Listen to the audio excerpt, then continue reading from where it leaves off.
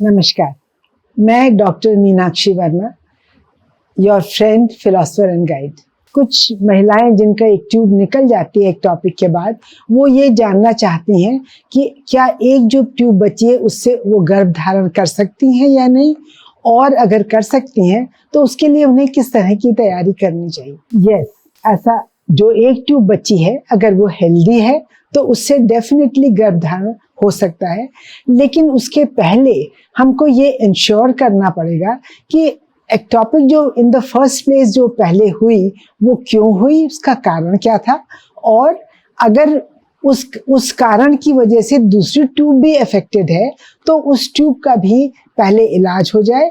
पहले हम इंश्योर कर लें कि वो ट्यूब खुली हुई है, उसके बाद फिर आप गर्भ धारण कर सकते हैं। जैसे कि जब ऑपरेशन होता है तो उसी वक्त डॉक्टर को ये चाहिए कि जो ट्यूब कटी हुई है उसको टीबी का टेस्ट, जिसे हम टीबी पीसीआर कहते हैं, उसके लिए भेजना चाहिए।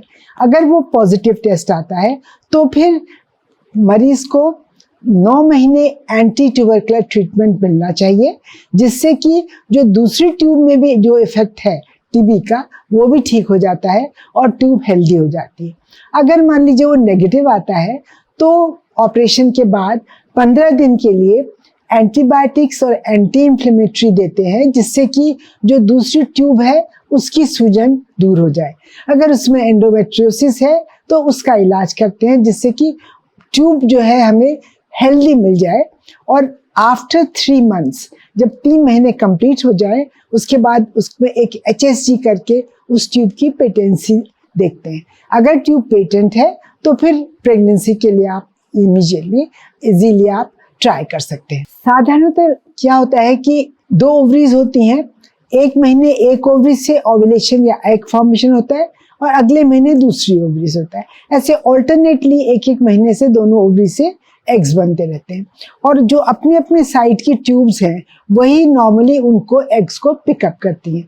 पर ऐसा ज़रूरी नहीं है, एक अकेली ट्यूब भी दोनों ओवरी से ओवम पिकअप कर सकती है, पर लार्जली अपनी साइड की ओवरी ही पिकअप कर पाती है। तो यूजुअली जब एक ट्यूब निकल जाती है तो हम ये एडवाइस करते हैं कि साइकिल के 12वें से 16वें दिन आप अपने डॉक्टर से एक ओव्यूलेशन स्टडी करवाइए, फॉलिकुलर स्टडी, जिससे मालूम पड़ जाए कि कौन सी ओवरी है आपकी जो कि आपका इस बार ओवम बना रही है या डिस्चार्ज करेगी ओवम को। तो अगर आपकी जो ट्यूब पेटेंट है, जिस साइड में ट्यूब ठीक है, अगर उस साइड की ओवरी बना रही है तो तभी आप ट्राई करिए उस साइकिल में। अदरवाइज मोस्टली वो यूजलेस हो जाता है, प्रेगनेंसी नहीं हो पाती है। सो वी मस्ट नो कि आपकी जो ट्यूब बची हुई है उस साइड की ओवरी कब ओवम बना रही है, और तभी हमें आपको ट्राई करने की एडवाइस करते हैं। अगर ये आप फॉलो करेंगे तो प्रेगनेंसी होना बहुत आसान है, कोई मुश्किल नहीं है, आपको आसानी से प्रेगनेंसी हो सकती है। मुझे उम्मीद है आपको ये इन्फॉर्मेशन अच्छी लगी होगी। अगली बार फिर एक टॉपिक रिलेटेड प्रश्न के साथ में आऊँगी। तब तक के लिए नमस्कार।